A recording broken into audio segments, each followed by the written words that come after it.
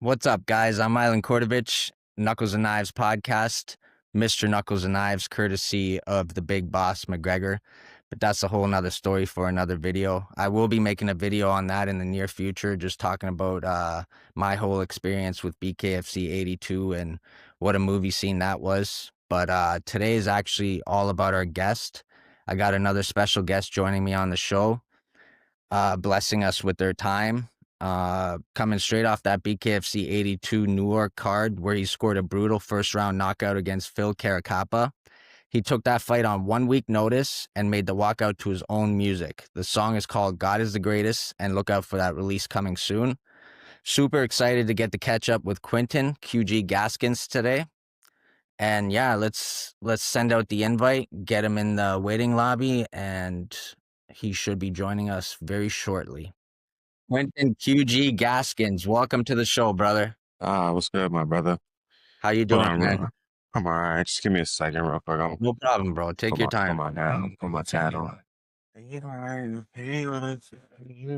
Yes, banger, bro. I've literally been saying that the whole time, man. Finally got to hear like the full version of it on your Instagram because you released that little snippet of your verse, right? So, Yeah. man, Yeah, nah, what? that was pretty dope how we I'm actually about to head to the studio here in a second too to make some music with my coach. I'm kind of coming to his world on music with this track with him. Um, but yeah, nah, that was pretty dope that we did that. So yeah, I'm good. I'm good to go. I Okay. just want to say first off, congratulations, man, on the big win. It's been about a week since that victory. How are you feeling, and how's life treating you since then, brother? Yeah, no, it's been good, man. I'm still up here in upstate New York. I live in Florida, but I just drove back with my coach and spent time with my mom. And my hand was a little sore, but you know, I started hitting pads and stuff Tuesday, so I just gotta just be a little easy on that first week or so. But I'm good to go. Hit the sauna a couple times this week, hit the treadmill a couple times just to stay ready. I may take a December 5th fight in Miami if everything comes together. And yeah, I feel good. That was a much needed fight for me, just for my career, my legacy. It was such a big fight card itself. Like it wasn't like just fighting on just a regular BKFC fight card. It was UFC legends and a new state. And I feel like I finally got the respect that I deserve in this company because I've been around it for a while, and a lot of people knew I was good, but they just didn't know how good. So Mm, mm. Yeah, that's definitely something I wanted to talk about too. Like that was my second event that I had the privilege of being a part of. The other one what was the first one? it was Hollywood, Florida, the one that just happened with El Zombo as the main event. And Yoel made his And debut. Yoel, that's right. Yeah. Yeah. And man, I gotta say, like this one just had a different type of feel to it, man. It really felt like this one was bigger than the Hollywood one. So I just wanted to know, like, did you feel the hype of that? And did it come with any extra pressure? Pressure. Man, I've been since a kid. I've been fighting people in their backyard, getting robbed. Like going driving 2 hours, 3 hours away to other, towns and fighting people in Syracuse, Buffalo, New York City, and fighting kids in their hometown. And you don't win decisions there as an amateur.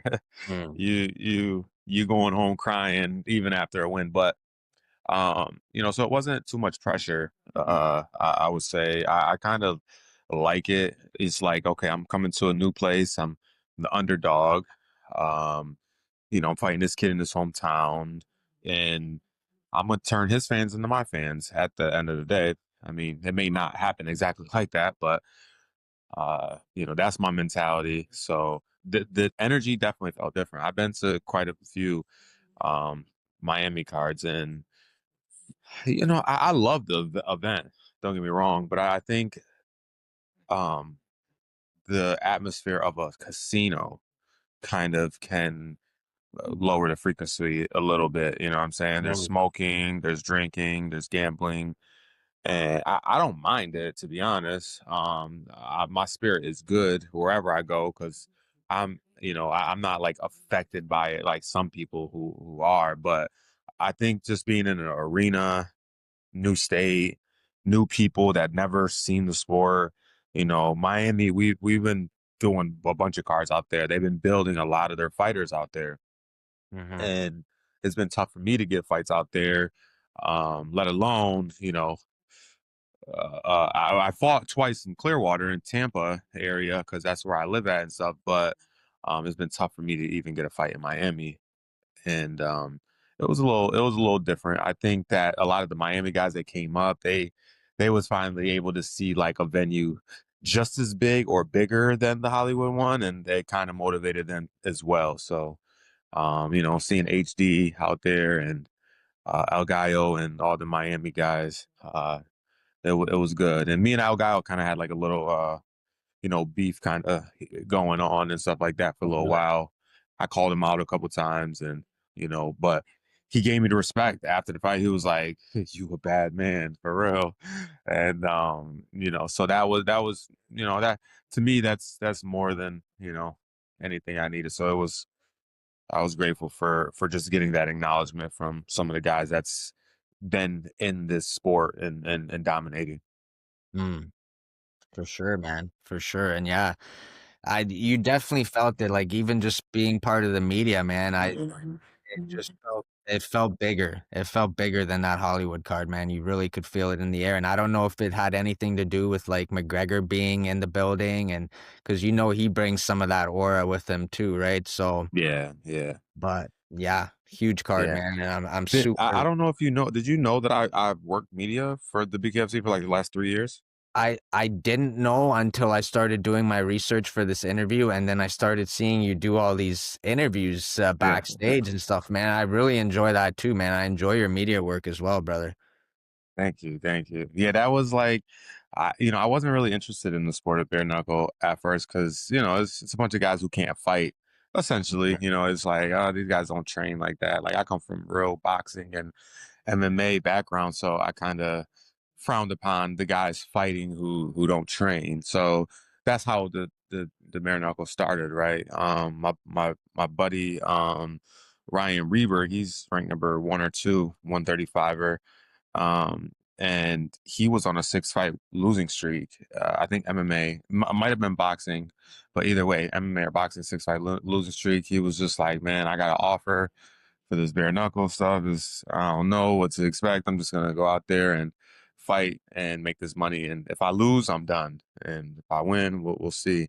And I ended up doing media the first time with him and actually Arnold. It was BKFC 25. Arnold Boumbaye, the one that fought El Zombo, he Yeah. was the main event as well. And I did stories on them, and they both won. And I did more and more that I started to do media. I started asking the questions like, is it safer? And then I weirdly found out that it was safer neurologically, long term, CTE, brain damage.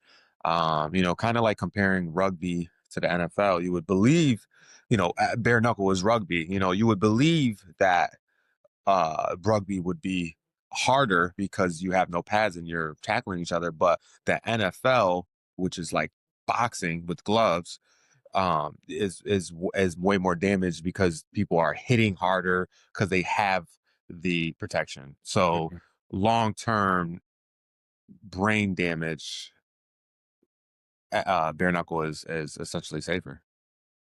Yeah. Yeah, and you did an interview with Combat Loops Chris, another one of my, media friends as well, and he mentioned too how in, other sports like boxing, you see a lot more guys get up after the knockdown, but in bare Yeah. knuckle, it's kinda rare, man, like, you see it once in a while, but once you get that first, maybe second knockdown, they're not recovering much from that.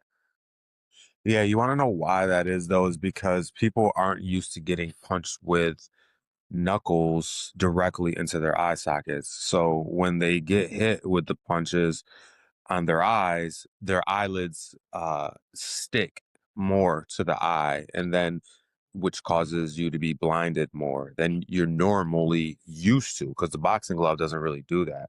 So people aren't used to it. It doesn't even hurt more. It just is a weird feeling if you're not used to getting hit, you know? So that's what I learned from my last fight, because my last fight before this, I fought against a stud, Logan Spire, Yeah. and he, we went all 5 rounds. I ended up losing the decision, which questionable. A lot of people thought I won that fight, but either way, the first 2 rounds he definitely won.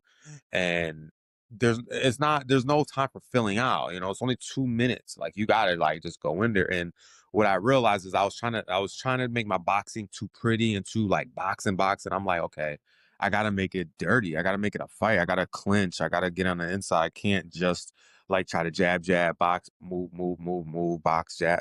It's just not the sport to just do that. And he was catching me with his jab quite a bit in my eye, and it's just because of how calm and good I am, I just made it not seem like it affected me at all. But it was, to the point where I was like, oh wow, okay.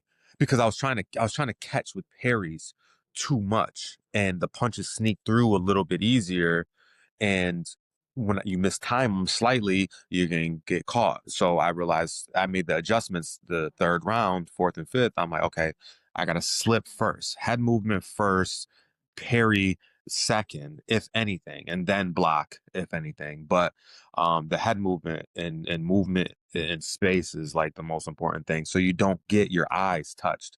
Mm. So that's what I think. So were you born in Florida? I was born in Elmira, New York. I'm from upstate New York, Oh like my. Ithaca, Binghamton, Syracuse, Buffalo. The When? place that's not New York compared to the people that's in New York City think that we're not New York, but we are New York. We're just not city New York. Yeah, no, I drove through Elmira actually, when me and my wife drove to the event that day as well, and I just recognized the name Elmira because I'm from Canada, and we have a place somewhat close to us that's named Elmira as well. So as soon as I seen Elmira, and now you say you're from Elmira, so I'm like, oh, that's unique, you know? Yeah, it's not too many. I mean, there's definitely some good athletes that are out here, but Tommy Hilfiger is from here. Oh, really? Um, Eileen Collins, the first lady to go into space. Oh, wow. Ernie Davis, do you know Ernie? You ever heard of Ernie Davis? No. The first Black Heisman Trophy winner. Oh, wow. He won it Crazy. for Syracuse. He won it while on Syracuse, and then he died. He went to the NFL with the Browns with Jim Brown. He was behind Jim Brown, and Ernie Davis ended up dying from cancer right when he went pro, which is crazy. Um, yeah, so we have some pretty Mark Twain. He wrote Huckleberry Finn, I believe, here. Okay. He lived here for a while. He's not from here, but he lived here for a while. And yeah, we got some. It's something in the water up here, man. So what made you move to Florida? When did you move to Florida? So my father and my mom split when I was young, and he moved to Rochester here at first, upstate New York, but then he moved to Jacksonville. So I was back and forth to Jacksonville, Florida, and Elmira, pretty much like back and forth throughout my middle school, high school years. And then I moved back down to Jacksonville after I graduated high school for a little while, started more of my MMA career down there. And then I moved back here. I moved to Tampa like 20 to like right after COVID. So my Okay. sister, my niece, all them live out there. I got a lot of family down in Tampa, Jacksonville, Orlando area. So it feels like home now that I'm out there. And Hmm. I fit right into school that I'm at. I'm at Fusion XL with Mike Perry, and Julian Williams runs that school. He's another big MMA guy community. We got Phil Rowe, Philly Fresh from the UFC, T Rec, Um, Wow. just a really good group of guys that are pro and are active, and I just kind of landed in it, to be honest.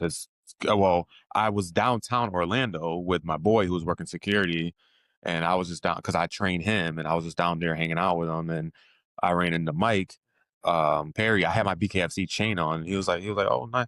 He was like, okay, BKFC chain, and we just kind of started talking a little bit. I've interviewed him before that, like with the Quail Man outfit, but I don't even know if he really recognized me like that, and I was just like, yeah, man, I'm trying to, gym wise, like, so he invited me to Fusion, and I trained with them guys a couple times. And next thing you know, I'm, helping coach there. And I needed it so bad. Julian helped me financially with helping giving me a job with coaching because I lost my job as a coach at Crunch Fitness. I was a personal trainer there.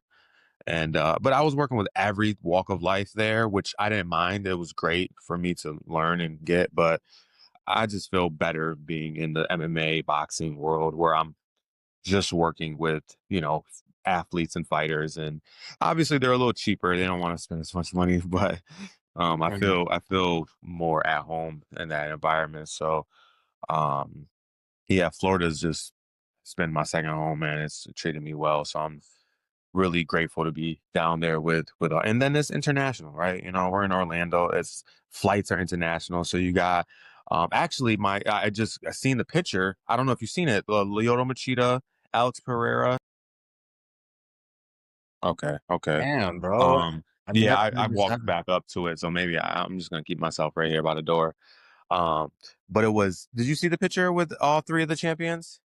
Lyoto Machida, Alex Pereira, and who else? No, I didn't. Um what's that guy's name? John Jones destroyed him with them elbows. Uh The big the he's the guy that I think coached Alex Pereira. Yeah, yeah, yeah. But he was a Oh, champion too. Glover Yeah, Teixeira. yeah, yeah, yeah, yeah. Him. Okay. So them three had all their belts sitting down on the floor at the gym the other day. You didn't see it? No. No, it was. I messaged my coach. I was like, bro, is this at the gym? Because I know Alex Perez came to the gym, and I know our mats on the wall are blue. So I'm like, and Leota trains at our gym too. So I'm like, is this there? He was like, yeah, they was just there Wow. after Alex's win. And stuff like that. You know what I'm saying? Like Yeah. legendary. It's the wall of fame there is legendary. It's just everybody and a mama want to train there. If you're in the fight world down there, so. I just got blessed to be just brought into a community of like-minded people. Yeah, that must be super inspiring, man. Yeah, I did actually want to ask you about Ryan Reber because I had the privilege of meeting Ryan Reber in the past. I seen him again at the event in Newark and had the Hmm. privilege of interviewing him before on the podcast as well. And so, just Hmm. curious, like when I see you guys together, man, it seems like you guys have been brothers for a long time. Like, when did you meet Ryan? Did you know him before Bare Knuckle? And how did you guys get so close? Yeah, no, we met at an MMA event before, and he's seen me with my dog, and so we kind of just he has a dog too that's kind of not a French bulldog, but it's a bulldog, so we kind of kicked it off in there, and then I worked media for the BKFC, and I did the media on my own. I was just like, because I was coming off an injury, I wasn't fighting or anything. I was just like, let me just get active inside the community. I know fighting. You know what I'm saying? Let me just do some media or something. So I went to the fights and I didn't know who was fighting on the card. That was his first time fighting. And then I seen him and I asked him for an interview. And then he was like, do you remember me? And I was like, I don't know. I kind of feel like I do. He was like, remember from the fights? And I thought, oh, yeah, we have met before. So we had like that initial just good vibes connection at first. And I just started doing media. And that's when I really that this is 2021, and I just we just grew a relationship from there. I wouldn't be in the BKFC if it wasn't for Ryan. If in all reality it turned me into wanting to do it, seeing him grow, seeing the company grow. When I seen Fames and Chad Mendez fight, I was like, oh, it's getting legit, people with real stories, real like, because the problem is we don't know any of the guys and stuff like that, right? And it's like, oh, these guys is, but when you got guys from the UFC coming up, it's like, oh, now we feel more involved. Like, oh, this dude is fighting Chad Mendes. Who's this dude? Like, and then it's like, oh, who's this dude? It just kind of grew from there. So, um, so Ryan, yeah, that's my brother, man. I was telling him, I'm like, because he's 7-1, and he didn't lose until he fought for the belt. And so he's next in line. I'm gonna wait my turn, let him fight for the belt, let him be champion, help him become champion by coaching him and working with him and sparring with him and getting myself ready as well. And I'll just, I'm only 2-1, so I'll stay out of that. If he loses the belt or he doesn't win or whatever, I'll fight whoever he don't, if that happens. But I hope my brother can make a lot of money. We only got, we're in our 30s, man. So it's like, and he's in his late 30s now. So it's like, there's only, I mean, bare knuckle, these guys are 40, 45 in this thing. So at 50, Yeah. you know what I mean? So we probably got some time, but you already know the hand injuries and the lacerations. It's tough, man. For him to be 7-1, that's a lot. That's a lot of fight. That's a career right there. Not too many Yeah. people can have 8 fights in bare knuckle. Yeah, and be 7 at being 7-1 and 1 at that, right? So Yeah, and that's only losing a championship bout. You know what I yeah, mean? super impressive. I'm super happy for Ryan, and I Yeah, actually had the privilege of hosting a face-off between me and my buddy from Throwing Hands podcast. We hosted a face-off between him and Justin Ibarola to promote their they're up. fine. Yeah, yeah, yeah, yeah. Yeah, are they? Is that legit though? Or are they really? Well, and nothing's been announced, but it sounds like it's headed that way, man, for sure. Yeah, I think that needs to happen, and I think Ryan beats him easily. To be honest, I think Justin's decent. I mean, he's 8-0, but all this, and I think I just put the whole company on notice though, like what to Mhm. expect, like how, because these guys are good, but all these guys are home base grown. They're fighting only at home. They're picking who they fight.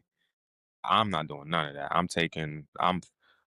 My last two guys I was, like, nah, like it's different, and then I no, understand that people notice that, like, oh, this is the, like, I haven't done that yet. If you're 8-0, and I'm not talking down on nobody who's fighting at home. That's how you got to build yourself up and stuff like that. But if you're 3-0 and you never fought at home versus 6-0 in every fight you had at home, and you was the A side, and you got to actually choose who you fight.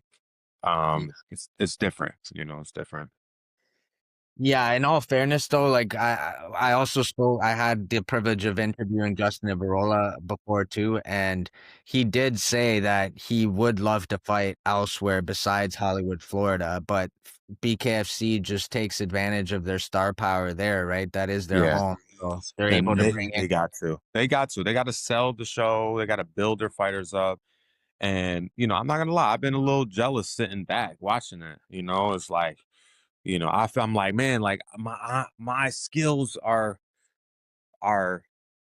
good enough or better to be here. Like, why am I not fighting? And you start to question yourself, you start to doubt yourself, all those things creep in, and I'm one of them guys that have dealt with that, and it's I understand being homegrown. Like when I was fighting here at home, every venue was getting bigger, bigger, bigger. I'm knocking people out. Next fight, next fight, next fight. It grows, and you have to. But when I was fighting MMA in New York, it was illegal on a professional level, so I couldn't transition from an amateur to a pro making good money with what we built. That was my issue. So now I gotta go to Pennsylvania and Philadelphia. I got to go to other states.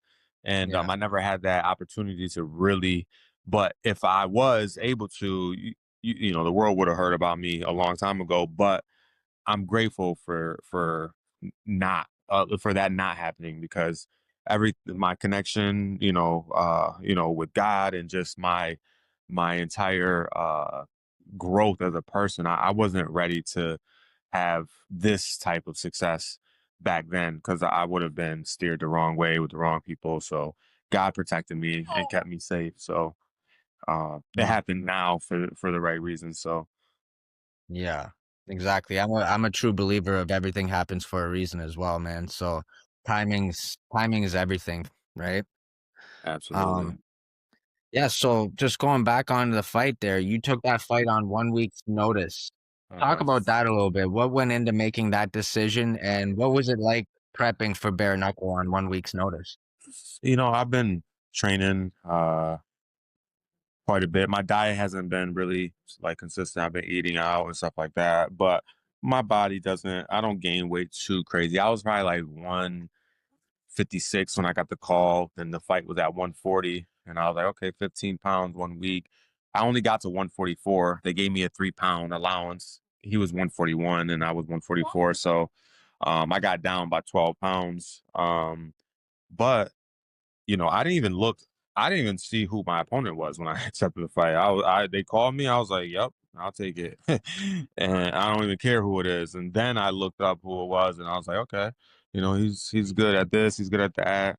But he's beatable, And the guy that he fought in bare knuckle, he was 1-0, but the guy he fought wasn't that good. So I was like, yeah, I can definitely take this guy on.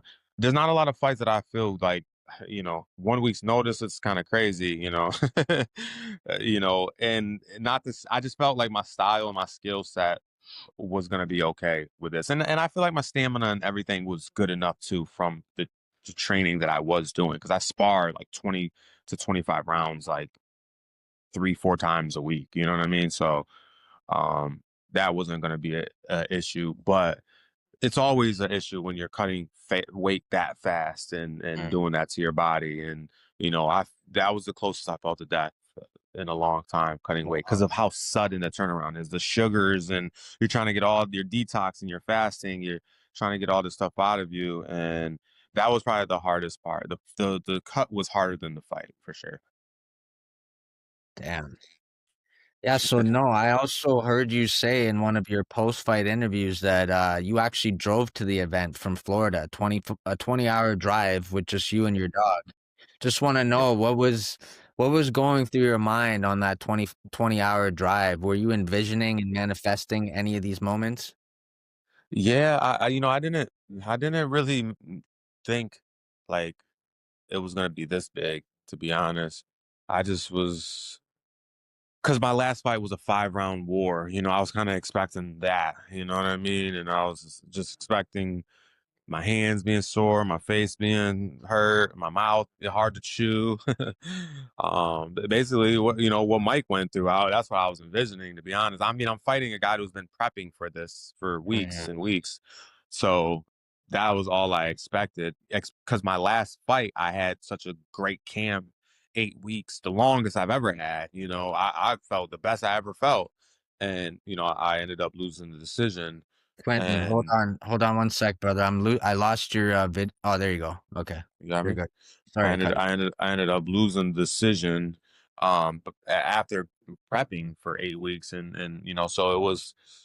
I was expecting that to happen for sure. A 5 pound war, and I mean, the drive up was tough. It was tough, man, because I'm cutting weight as I'm doing it. I had a coffee or two, which wasn't the worst, but it's not what I need to be putting in my body right around that time. And I drove by myself. I didn't have nobody to help me with driving. I tried to get somebody to help me, and nobody could really do it last minute.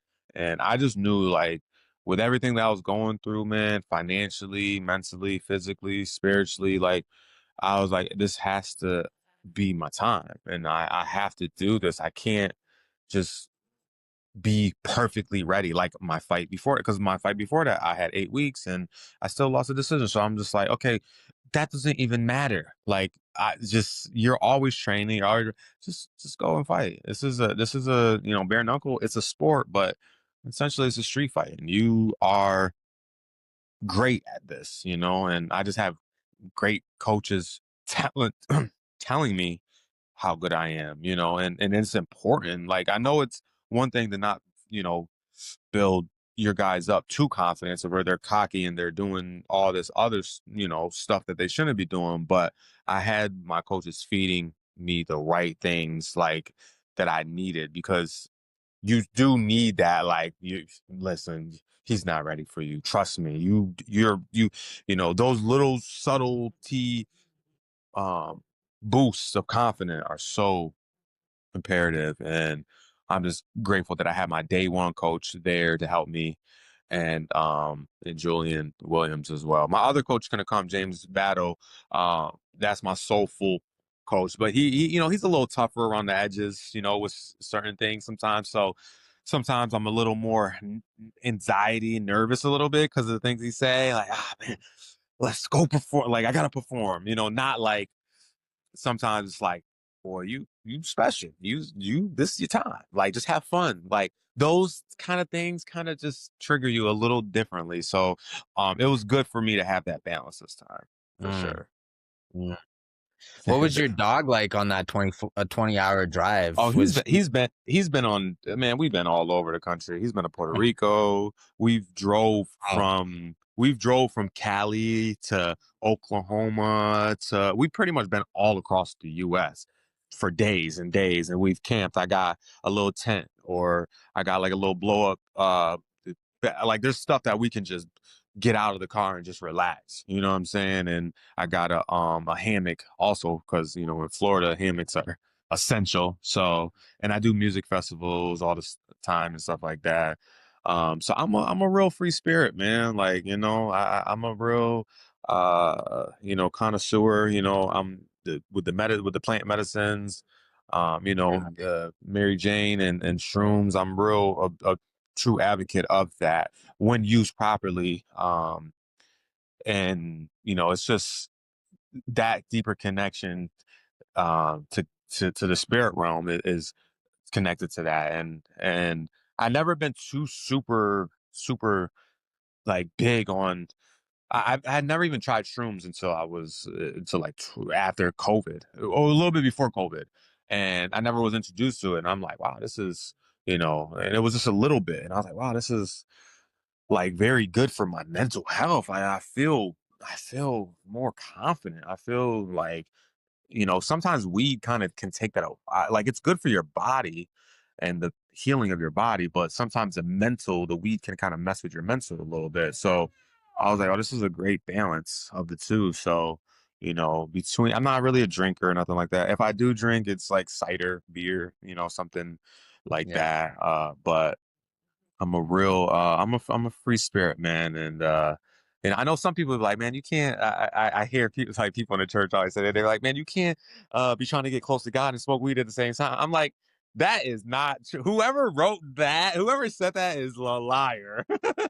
Y'all lying for real. Like, come on. So, shout out to all my believers. And I'm not like super, super like religious. That's the thing. I'm not like, I don't want anybody I'm very spiritual. I'm a free spirit, and I'm very spiritual. And my philosophy and understanding of the world, of the ancient civilizations, it goes deep. Like, I never even believed in aliens until, like, I started to really research ancient aliens philosophy. And I'm like, oh, all of, like, the ancient monuments and the pyramid. I'm like, oh, there's no way that they're wrong about this. Like, I never was taught this stuff, but this is all accurate. And I'm a true believer that there was, I mean, obviously there's evidence that there was other humans before Homo sapiens, other Neanderthals, or not, never, Yeah, however you say the word. But Neanderthals, yeah. yeah, there's different types of humans with different brains. And so it's like, oh, well, we're not the first type of human. So what does that say? We're an experiment, and I don't want to get too deep into that. But the more and more that I dove into that, into the spiritual, I'm like, wow, the world makes sense to me now. everything makes sense to me. I didn't even understand Jesus's story. I didn't understand when Jesus came into the world. Like I didn't realize like he came in at a time when the world was at a really bad state, and I didn't understand that people before him prophesied that he was going to come, and all these prophecies the more and more I got deeper into that, I'm like, there's you got to believe in something outside of yourself, and the way that this world is made up, and the trees and the sun and the moon and the clouds and the rain and the fish, there's no way like it just came and we're just here Yeah. existing. So um I'm very spiritual, but like I said, I'm not super religious. So I don't want like people, even with my music, I don't want like to, because I have some music that's older and some, like I don't even believe in just making worship music. I like making hip hop. I like narrating stories. I don't like glorifying. I don't glorify negative things and think that um I'm gonna mislead someone with my words by telling them something that's cool. And there's people locked up and dead in jail off of some people that are artists that people looked up to, and it's not the artist's fault because you can. It's like blaming actors for horror movies. It's none of that. But I do understand frequencies and words are very powerful. And I just am very conscious of that. As a coach, as a teacher, as an advocate for youth, I just feel like it's an important thing for myself to educate people through my music and bring them closer to God, but also, you can have fun with it, tell your story, talk about other things other than God. But I just want to make sure that I say that before, anybody tries to come for my head for any of my music or anything like Yeah. that. No, I hear you, brother. I agree with a lot of stuff you said there, man, and I love it all. Like, I'm not a big drinker either. I love the plant medicine as well, and there's lots of benefits in it. And I've never really done shrooms. Like I've done them a couple times, but never really had that like crazy experience that you talk about. But I know people that have, but yeah, 100% agree with you, brother. Like, Absolutely. And if you do them, make sure you do them with someone who's done it before, that's very educated on it. mhm. And you just slowly just, take a little bit and then a little bit, and a little bit, and just be in a safe space. I don't recommend doing it like at a festival or anything like that for the first time or anything like that. But home, outside, I think moving, living water is great. A windy day, anything that has the elements in it. You know what I mean? If you can add fire, water, waterfalls, wind, mountains, grass, grounding, yoga, breathing techniques, all that stuff. I think it's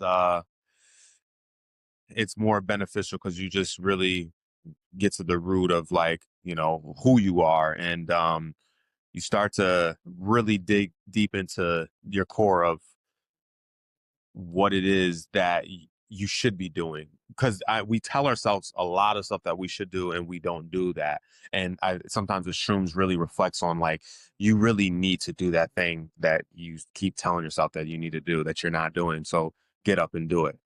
And Mm, it's like wow, like that's what I needed. yeah. Just 1 second, brother. I lost the light on my 1 second here. It's okay. I'm gonna grab my charger too because my phone is kind of getting low.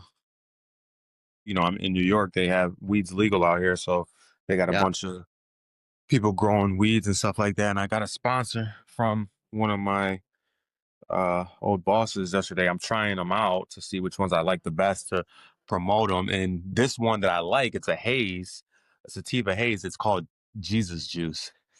Oh, wow.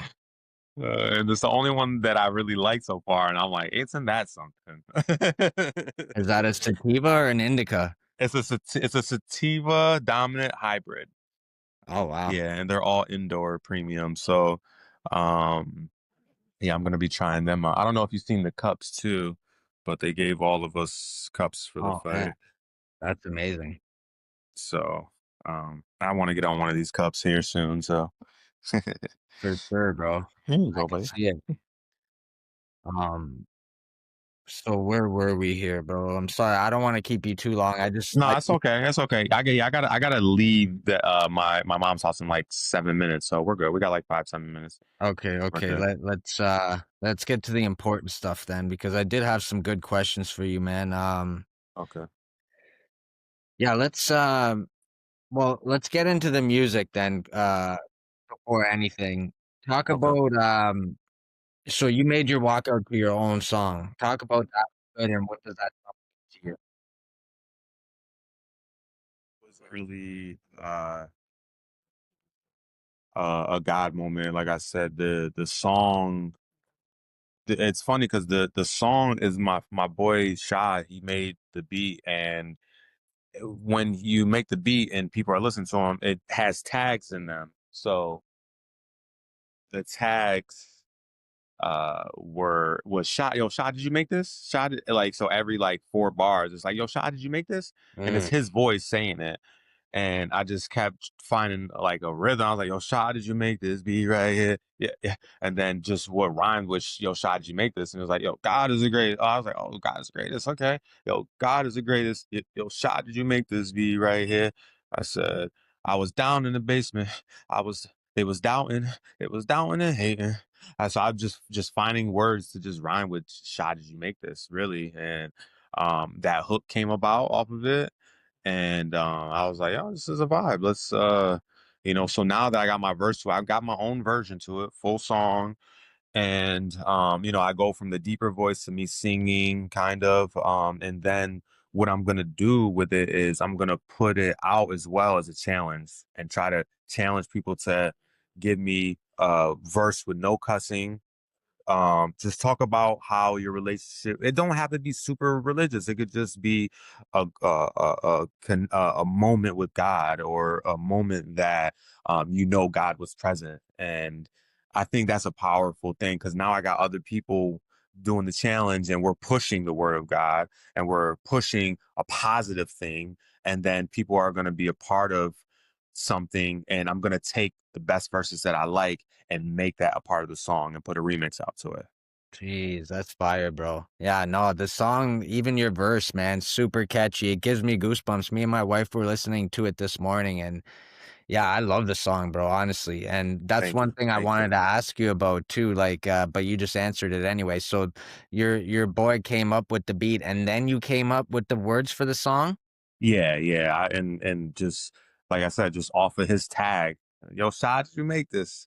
I was like, oh, it's kind of catchy a little bit how they make it, and that's how I got the cadence for the hook and everything too. Because you hear the verse, it's a little, it's not the same cadence. It's more, it's like R&B kind of cadence, with worship words, and you notice I repeat the same things twice, all of them for the most part, and that's what they do in worship music. When you're in church, they repeat the same stuff over and over. Sometimes it's too much over and over and over, but Yeah. I just did it twice. And you don't really hear songs like that too much. It kind of is frowned upon. Like, don't, like, that's only for a hook. Like, you don't do that in the verse. You only do that in the hook. But I just wanted to be different. I'm like, let me do something like the worship and then make something different. So really, that you can say that's the hook, how I started off, but I never come back to it. I never come back to the God is a great God. I never come back to that. So in all reality, it's like a it's like a bridge, hook, verse, Mm, all in one. mm.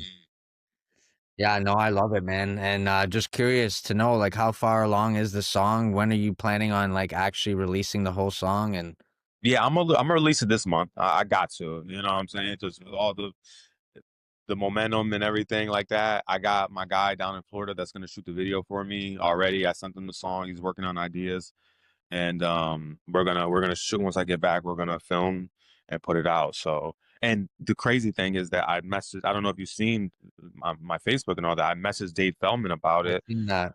You've seen that, right? And he's like, "Yo, So if I can become the first BKFC, and I'm manifesting it now, I'm gonna become the first active BKFC fighter, or BKFC fighter, period, to have a fight deal and a record deal at the same time. And the thing is that the music is going to keep me more busy with events, even the events that I'm not fighting, just like media. The media kept me busy, right? So it's the same thing. Now I'm going to these fights with intention to promote the music, to perform, to do parties.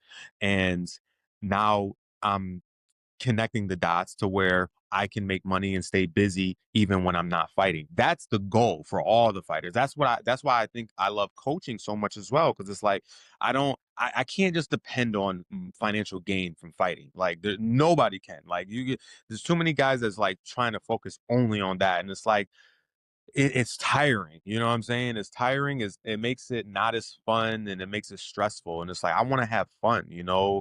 And making music is my video games. It's my version of playing video games. I used to like playing video games, and I still do every now and then, but I just don't want to get lost in it because it's like it's just too much. But there is people who's making money from playing video games, and you know, it's just how they do it. So with the music, it's my PlayStation now. So Mm. um, it's Yeah, that beautiful.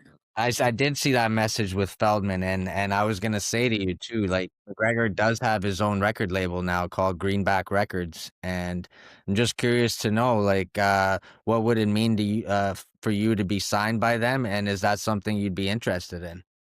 Yeah, I think it's a perfect fit, man. You know, I think it's exactly what I need to put myself in a position to negotiate and to you know, if I drop this music through that record label and I'm a signed fighter, and then they can start to use the songs for promoting BKFC, other cards. They can use the song for syncing for movies and Mm, TV shows on Netflix, and they're talking about getting a possible deal with probably probably not a Netflix, but I mean a streaming app, and that's the goal. I don't really want to be like a real hip hop.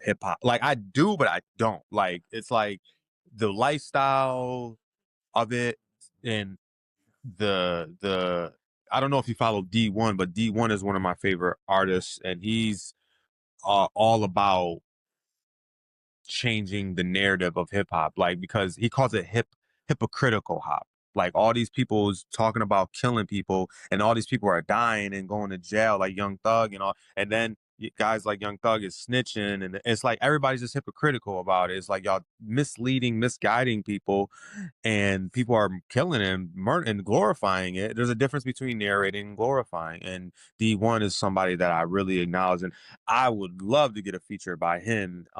He's also a professor at Harvard University, plus a oh, hip hop artist. He wow. teaches music.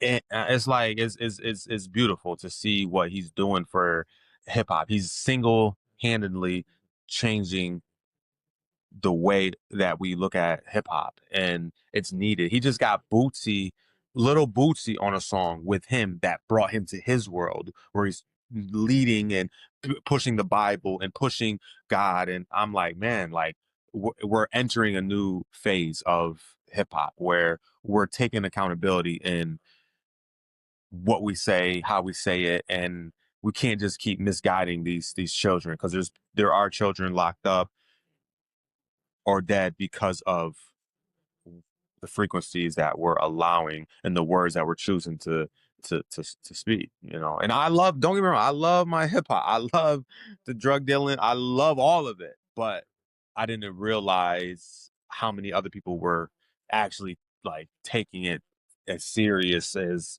you know. It's like, oh well, I never took it that serious, but I did, but I didn't at the same time. So No, I hear you on that, brother, and I love hip hop too, man. Rap, I grew up on rap and hip hop, Tupac, Biggie, not so much on this new generation.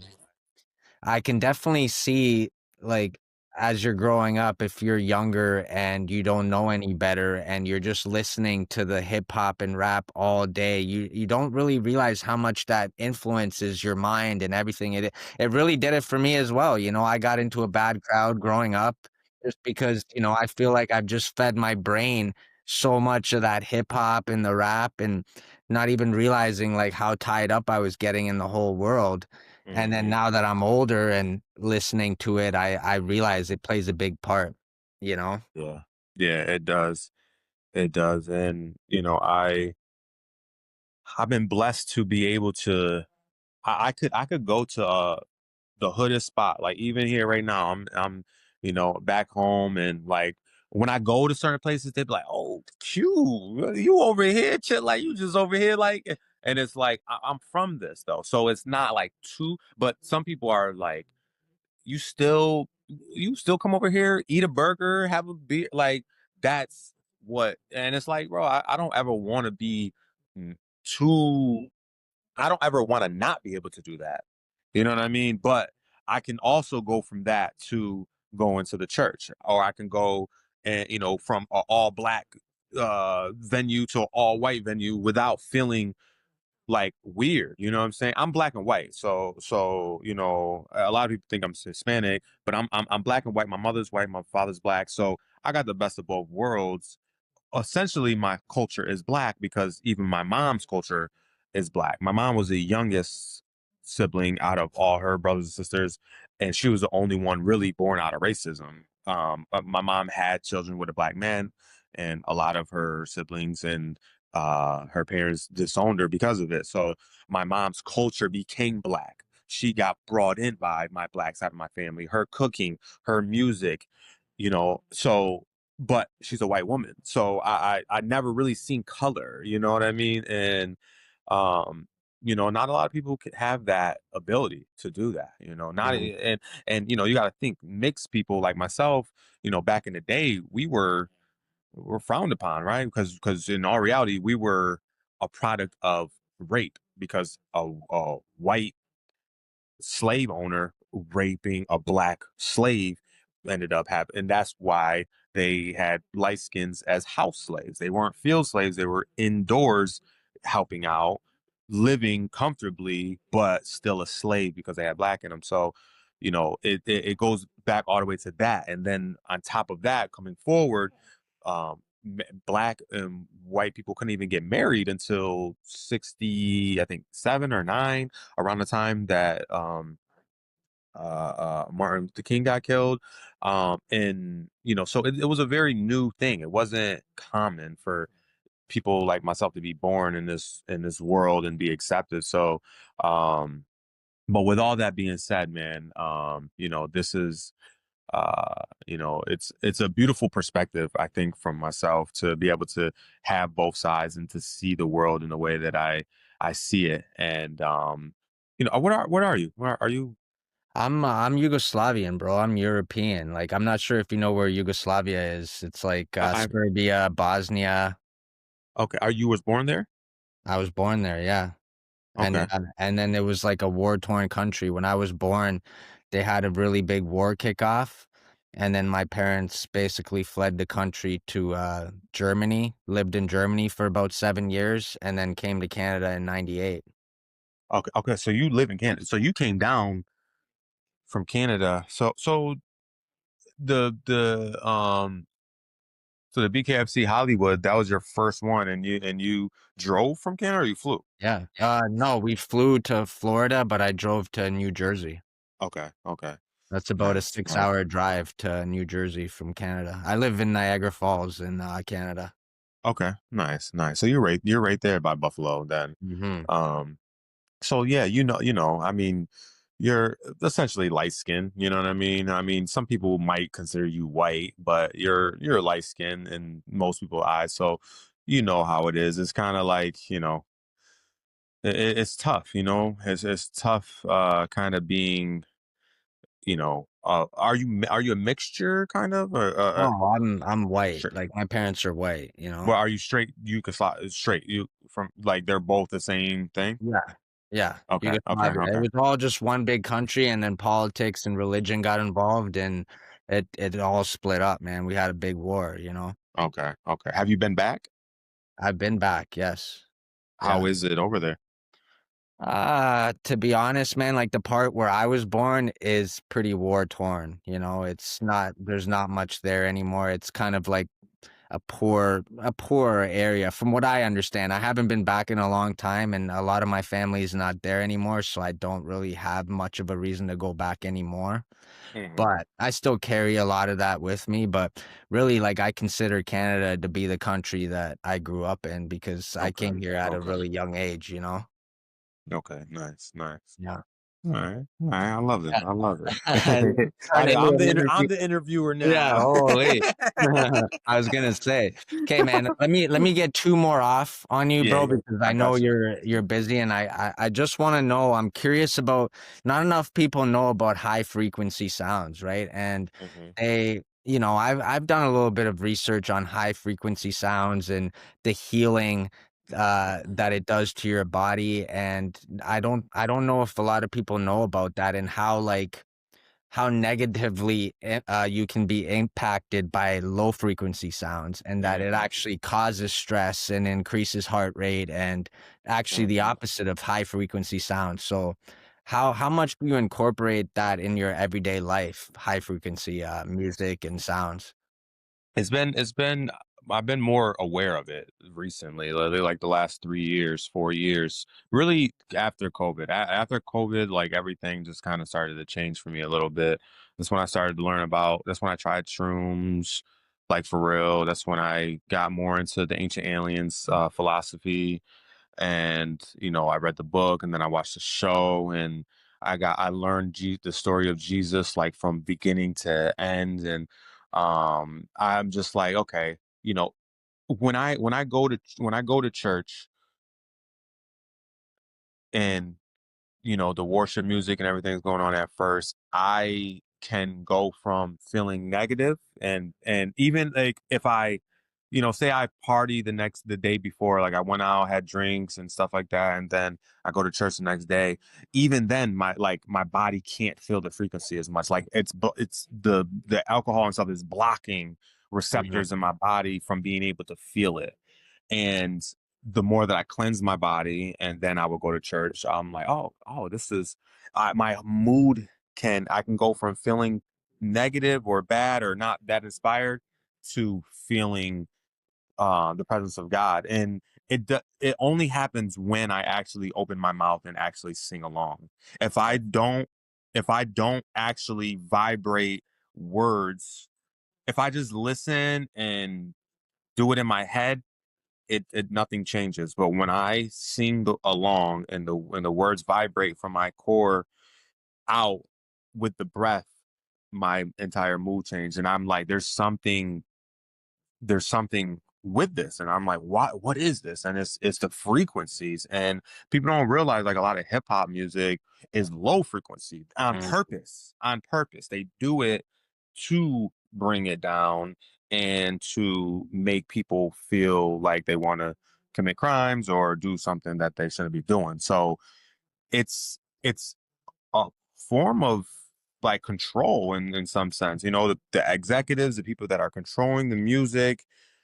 So I would love to go back to the record. I would love to sign, a record label and stuff like that. But there's a bunch of stuff that I have to negotiate within that if I was to sign over my rights of making music, because I'm such a free spirit. I can't have other people controlling too much. So I would probably just rather be independent, in some senses. But yeah, it's so important, man, and people that don't realize um the singing along part too is, like, you have to experience it for yourself to really get the feeling of it. And, like, your whole entire mood can change just by going to church and doing that and hearing a message. And I'm not super super, like, don't get me wrong, I love the church, I love community, I love certain parts of it, but I'm not super religious, and I'm not super into, like, you have to go to church in order to get a relationship with God. You don't have to, but it does help you in ways.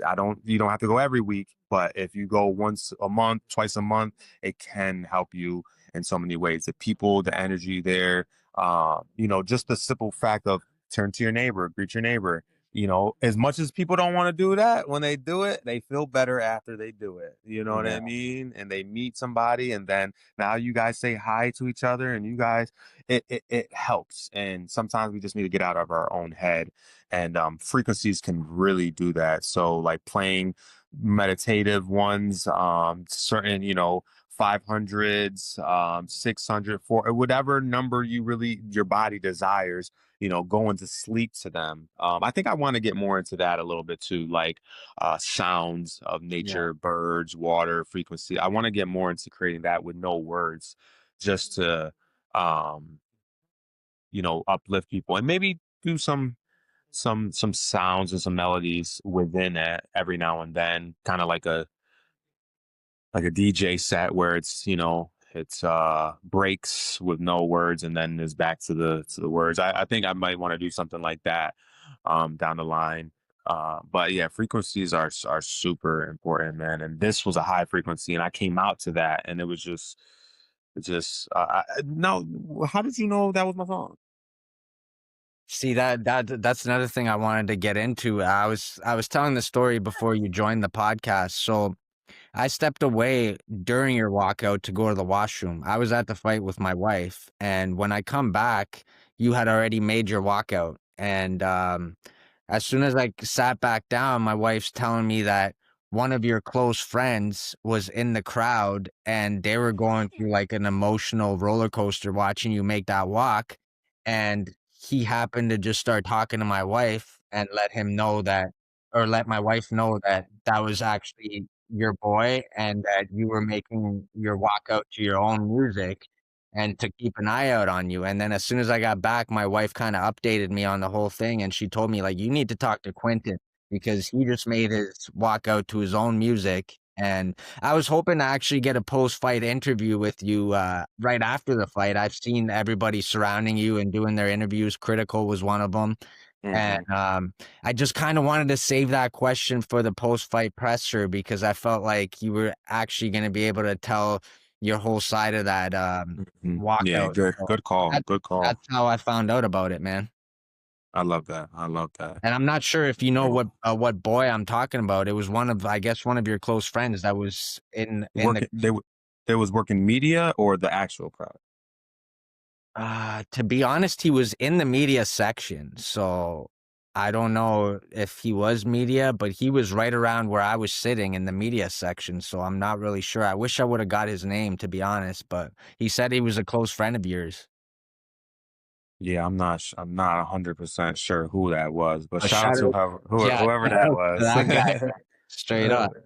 That's beautiful. Now that was a good, and I'm glad that you used your side, your angle of the question, and then you used the actual press conference visual just to make it like a little more legit versus like the camera just panning from you to me. You know what I mean?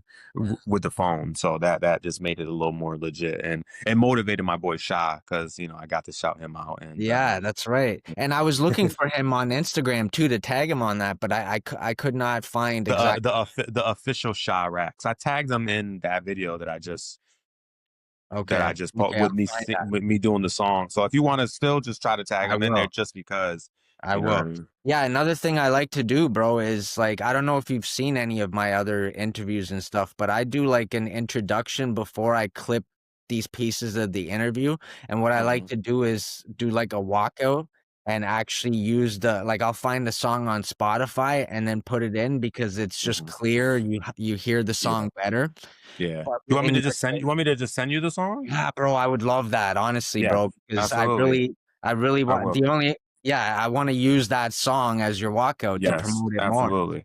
Yeah. Absolutely. Yeah, no problem. I'll send it to you, and I'm gonna upload it probably in the next week and a half. So yeah, for sure. I'll send it to you, and you can use that for some clips for sure.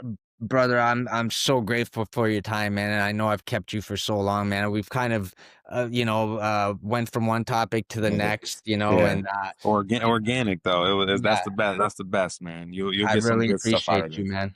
And, I do Absolutely. have one more for you, bro, if you don't Yeah. mind. Yeah, no, go ahead. Go ahead. This one is a deep question that, people just need to hear your answer on. And it's a personal question. I really think people need to hear your answer on this. And people need to know there's always a light at the end of the tunnel. You did an Mm-hmm. interview with Critical, a post-fight interview after your fight. Critical from Instagram, Scooty Scoo. Uh, Mm-hmm. Scooty that's Scoo. yes, that's my boy. Shout outs to him. In that interview, you said prior to taking this fight, you were struggling with depression and anxiety, doing Uber to Mm-hmm. try to make ends meet. Also mentioned how David Feldman had to cash up you some money in advance just so that you could make it to this event. Talk Mm-hmm. about that, if you don't mind, and how you deal with depression and everyday struggles of regular life, and what's your message to anyone going through the same situation? Yeah, no, this was so my first BKFC fight, um, I ended up my father passed away and about he actually passed away on Easter and I fought on the 10th. So 9 days. I wasn't gonna fight. My mom talked me into doing it. Excuse me. My mom talked me into taking the fight. She thought it would be good for my mental and just distract me, and she was right. And I ended up winning that fight first round, TKO. And just dealing with my father, he didn't have nothing set up, to where it would help me deal with him passing away. Oh no, no. Oh, What's calling me? oh, Um, you're a good. lot You're of good. a lot of the stress um was put on me to deal with, his death and everything like that. So I was dealing with losing him to, financially. It was very difficult, and uh, you know, it's easier said than done. But man, like I worked my entire life for this one moment. You know what I mean? It wasn't just a week's notice. It was my entire life, I lost and your video there again, Quentin. I'm sorry. You hear me? Good, You hear me? good brother. Yeah, you're good. Yeah. So, I worked my whole life for that moment. It wasn't just a week's notice in all reality. But anybody out there that's just, depressed and sad and just like, because the biggest thing is, right, like we get to a certain point of our life where we expect to be at a certain place. And when it doesn't happen at a certain age, we're hard on ourselves. Like, oh man, by the age I'm 21, by the time I'm 25, by the time I'm 30, I'm gonna, and when these things don't happen, we kind of like go into this dark, you know, dark moment in our life where it's like, you feel like a failure at times, and I'm guilty of that as well. And as a fighter, I don't have any children, and in a sense, I'm glad that I don't have any children. But at the same time, I do want children before I pass, before I'm gone. So I do want a family. I do want a wife. I do want all these things, and the biggest thing for me is that through all of everything that I lost in these last few years, I gained everything that I needed to as well. And I was able to leave my hometown and dream and, be able to make what I always believed to be true to come to fruition and actually come to life and manifest, and I'm a testament of that, especially after this fight, like me coming back home for these last few days, like people are giving me my flowers. They're like, man, and it's funny, because I lost my last fight. A lot of people didn't reach out to me. It was a good fight. A lot of people was like, man, I had you winning, whatever. So it's an emotional roller coaster. A lot of people believe in you, but they don't believe in you. So you can't ever. You hear me still? You hear Yeah, me? yeah, I got you. Oh, okay. It says reconnecting.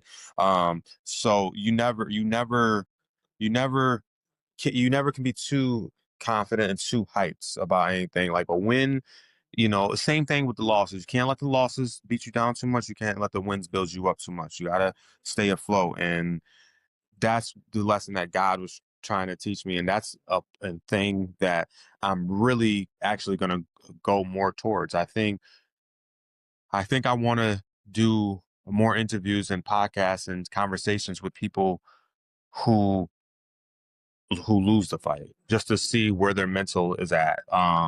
to talk life into them, to not give up, to, because I needed that when I did. I needed people to, but everybody wants to jump on the winner and, push the winner, and I love that, of course, but what about them? There was one guy, the heavyweights, that fought that Viking long hair guy, the black dude. It was a couple fights before mine. The black dude, the heavyweight, he was from Yeah. Geneva, which is upstate New York. He's a couple hours away from me. I think he took the fight on short notice, but either way, he fought and he lost, TKO or whatever they call it, maybe a knockout TKO. And I just noticed that nobody was talking to him at the hotels after and everything like that. And I'm just like, man, like everybody's, coming up talking to me and congratulating me. But I've met a lot of these people. This is the first time that they're, fascinated. You know what I mean? So I get it, but at the same time, it's like, what about that guy that just fought his heart out and he didn't? Yeah, he came up short, but I wanna have something for them. I think that we need a community of helping that side and building them up mentally as well, because these people have children, have jobs, they have all this other stuff, and I just went up and just told him good fight and gave him a pound, and he just seemed so grateful that someone said something to him. Mhm. You know what I mean? Like, thank you, man. I appreciate you. Like no one was talking to him, and then just that little moment, I was like, wow, I'm glad that I was able to make him maybe feel a little bit better by just saying something to him. And the we're all victims of that. We're all victims of losing and not always winning. And as a winner this time around, I just want to shout out everybody who feels like a loser or who has lost, that right around the corner is your next win. So don't give up on yourself and don't allow that last loss to define who you are. Let this next season of training, mentally, spiritually, cleansing, detoxing,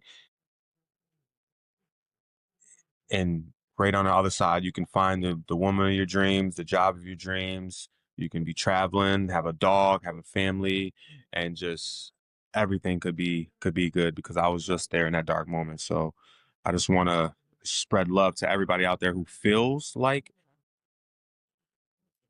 their life isn't where it should be. You're exactly where you're supposed to be. So Mm. just leave it at that. Man, well said, brother. Thank you so much for that response. Amazing answer. And I've had a lot of dark moments in my life too, man. So it's just good to hear all that too, man. Like it definitely I'm sure it will help at least one person out in the world. So Absolutely. Yeah, definitely absolutely. appreciate your time, brother. I can't hold you Yes, much sir. longer. It's an hour and a Yes, half sir. we did this interview, man. Thank you, bro. I'm super grateful for you, bro. Yes, sir. I appreciate you. Yeah, definitely the official shot Rags. He's on that video of me rapping it. Yeah. So just tag him as a collaborator for the other thing, and then you can just add me as a collaborator whenever you want to just do I mean, you can do the long version too, but definitely do some clips of little pieces. You know what you're doing. I ain't gotta Yeah. tell you how Yeah, to do your yeah. No, job. I appreciate you, bro, and yeah, if you wanna send me that song, man, that way I can use it for the I will. walkout, I and, will. I will. I'm gonna send it sometimes to you right now. Wait, do I got your cell phone number? No, I'm gonna text you my number to text me, okay? okay, sounds All good, bro, right. and All right, yeah, brother. sometimes this app's weird, bro, just 'cause we went so long. Go do your thing, do whatever you gotta do. I'll message you if the upload doesn't fully complete. You might just have to Okay. go up on the app again and let it Okay. complete, that's it, but Okay. All I'll right. let you Just know let if me that happens. Okay, just let me know. Okay, man, thank you so All right, much, and brother. I hope we get Yes, to see sir. you fight again this year, bro. Oh yeah. Oh yeah, you will. You will. Let's go, Yes, sir, brother. baby. All right, Thank you baby. so much, Appreciate you. man. Have a good day. Yes, sir. You too.